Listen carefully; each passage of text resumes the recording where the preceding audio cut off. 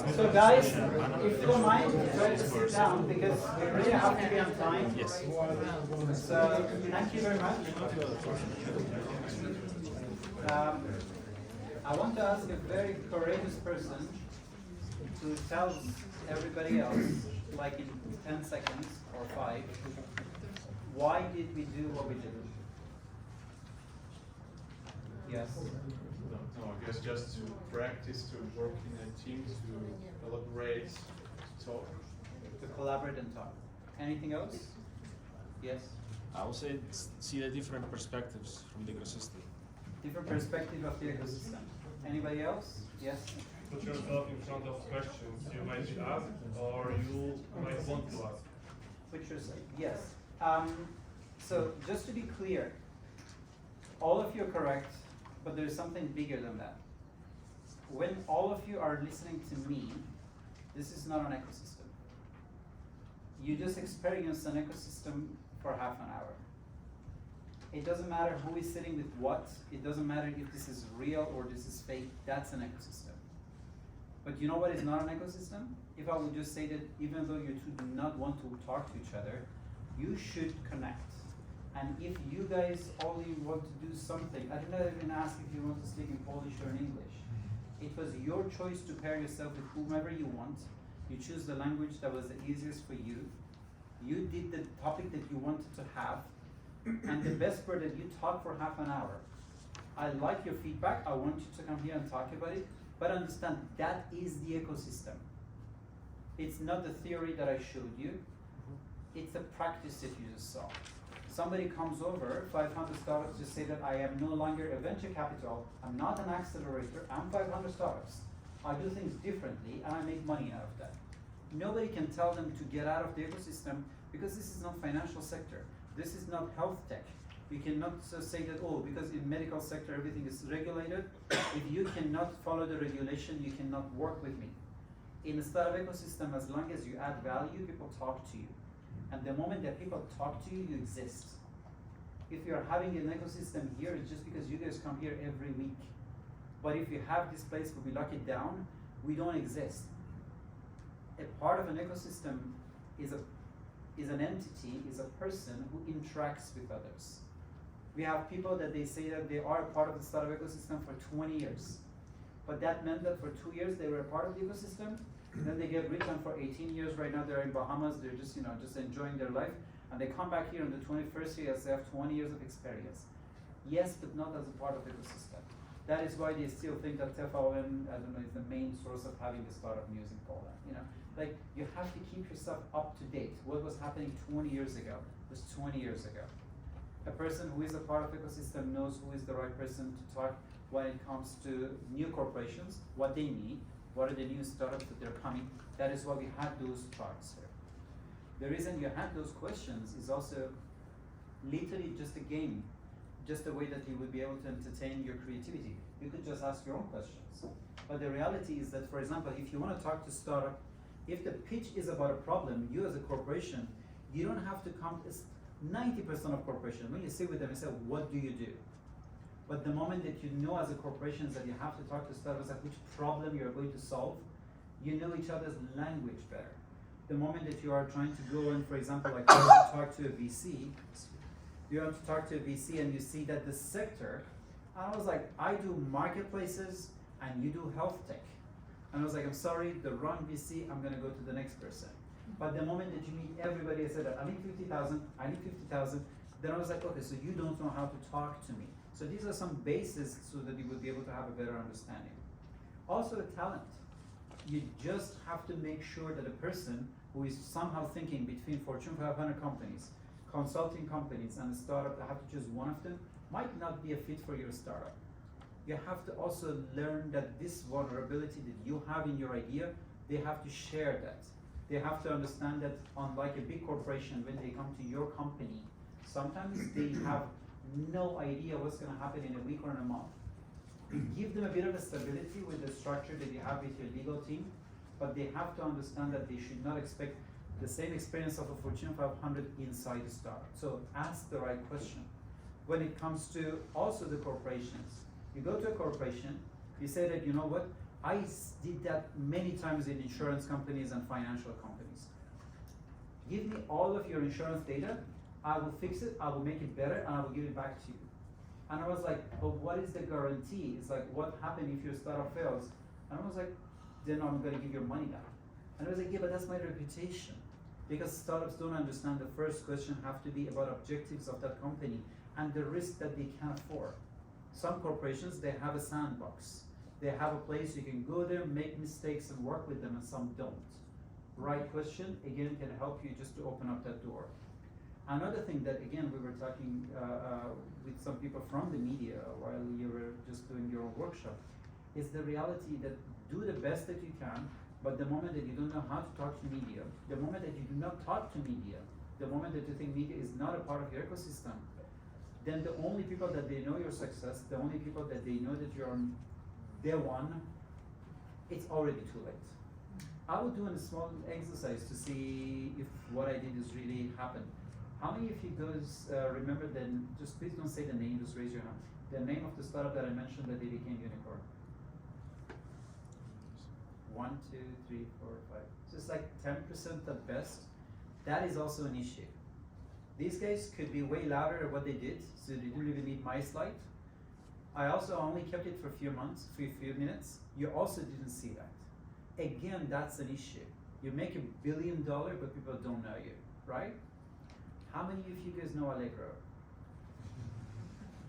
I promise Who that those doesn't guys know? are way faster, they're way better, right? Sorry? No, who doesn't know? Yes, but that's what I'm saying. It has nothing to do with the level of the success that you have. It has a lot to do with the level of the connections you have with the media. Sometimes you can make your money out of a company that is less successful just because they're closer to this being the top of mind. I am trying to go and try to find a place to meet talent. You come to the Thursday gathering. It does not make Thursday gathering the best or the worst. It just means that we do our job properly to make sure that people inside our ecosystem know us. So do that for yourself, right? I would try to ask one representative or two to come here and talk about your experience. And if you also have questions or something, you can share it with others. You want to start? Well, probably I can. Yeah, so shall I present startup? Yeah. But Okay. you don't have to pitch it. Just Uh-huh. talk about your experience. Experience with With the You were talking Yeah. hopefully with some other people from your team. okay, fine, yeah. So we've discussed a lot of topics in a very short time, and it was really interesting to learn about other partners and their vision. And we've discussed my project, which I wasn't sure if this is the right idea to discuss. You know, my startup. I thought that we could maybe invent something, like create some idea and then discuss, just find a way to present it. But well, What was the biggest problem in communication? in communication, I think for me it was the distance between each other and the noise. I mean, that's a massive metaphor that I'm not sure if you really try to have that. But just to be clear, pandemic really shaped everything. Like a lot of companies, I am not trying to hijack what you say, but that's a real problem. It's also the fact that there was a time that the moment that you really wanted to meet a corporation or a startup or media or anybody, you could see them face to face. Guys, before pandemic, VCs would never had a Zoom call with anyone. That was the industry standard. Come to my office and talk. Also, VCs usually would invest in their backyard. Like, you are 2 kilometers away from me, I invest in you. You are even from another state, you're from another country, you're from another region, I don't invest in you, right? That was how small they will see everything around them. But when you're for more than 1 year inside a pandemic, when I see that I cannot hear anything, I was like, you know what? I'm gonna be on Zoom and Google Meet, and if there's something else, also send it over, right? So just to somehow try to get something out of that. And what was the best part of it? I think that the exchange, the thoughts, the comments, some kind of different points of view. This is also refreshing and kind of interesting to learn what the other people think and what they do, what they think about. Because this is the problem. a lot of the time, what we are doing and talking to others has nothing to do with why we're doing this. The moment that I just come to a corporation and say that what you do is not what I want, but can you do that? That healthy dialogue that is based on proper questions and answers can literally bring you to the fact that you're still doing why you are doing it, but change what you're doing because somebody really needs your product. Remember guys, if you do not pivot in your first idea, either you're the luckiest person on earth, or what you're doing is not startups. Startups always pivot. And that also goes back to this one. Thank you very much. Thank you. One more team. We have some time. Yes. You can also come with your team if you want. Connected already. Yes.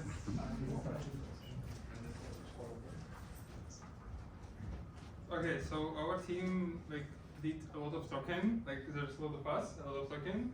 I think the biggest challenge was to decide what actually do we want from these questions, because different people have different opinions and everyone share, and it's the best part as well, because you can see the perspective of another being, not like a human, but like a mind, and what they try to represent. Yeah, anyone? Yeah, what's about the pitch? Can I give a pitch? If you can do it in 30 seconds. Okay. Guys, who is hungry right now? Who's hungry? Come on, hands up. Who's hungry? What can you eat right now in this room? Tell me. Just one. Me?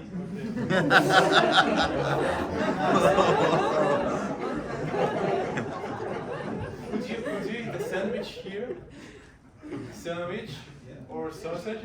Which will be like you will choke. Yeah. So the problem is you can't eat anything right now in this room because you might be embarrassed.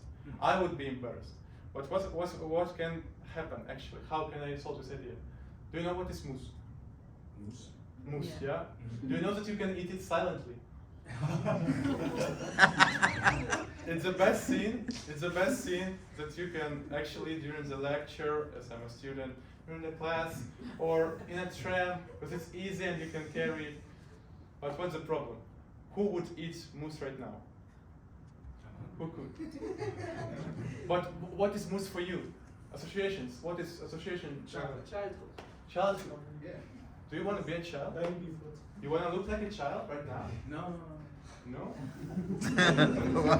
So you wouldn't eat it, yeah? So what is our idea?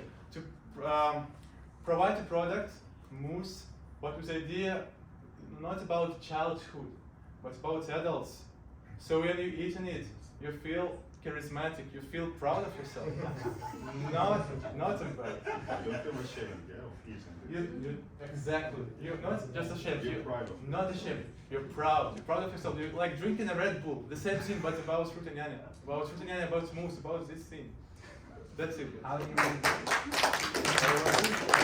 Create a perception in the mind of customers. I want to serve some each. Guys, because we don't have time, I'm just going to give you a quick feedback, hopefully, just to learn something here. What you are talking the most about is the least interesting you have in your idea.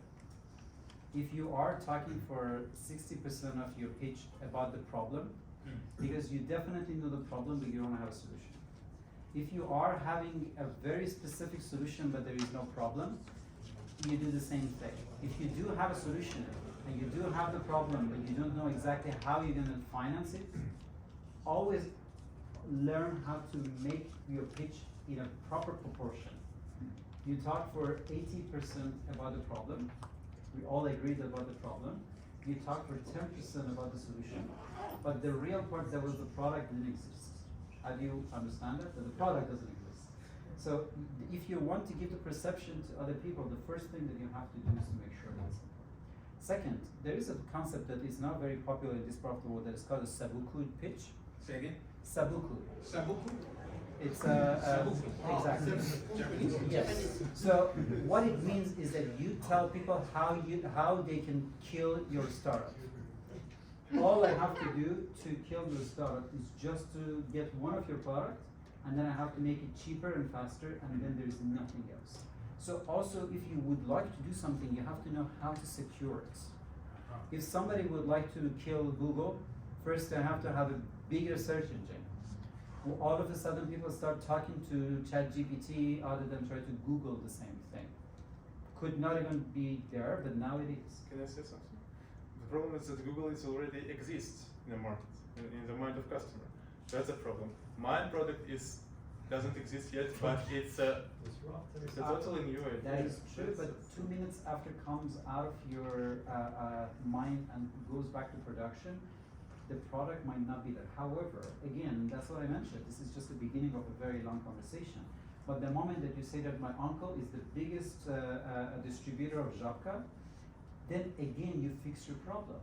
Because the reality is that the moment that I have my product and your uncle is the person who's going to put this on the shelf, I'm just going to give everything to my cousin. I mean, why should I not do that? I trust you, and at the same time, I know that your perception is better than the other person's perception of whatever you want to have. I am not trying to disregard that, but just remember, every time when you would like to do something, till that idea really was going to come out, that's what I mentioned. You need the dialogue. You need somebody from corporation who said that this is never going to work, and if you see that, you know what, maybe with my money this is going to work, and then somebody says that, you know what, I'm just going to make a viral video out of that. Don't underestimate influencers these days, guys. You do the worst thing or the best thing, the moment you see a 16-year-old influencer who's going to be behind your company, is way better than a Fortune 500 that is going to basically put all of their money and everything behind it. Because the moment that you get the popularity of Taylor Swift, you can just sell whatever you want. That idea is a $1 billion idea if you would be Taylor Swift. That's the issue, because that perception also has a lot to do with whom I'm comparing that one, right? So it's good to start with this one, but just remember, the 8 classes that we have together are in a way to complete the picture.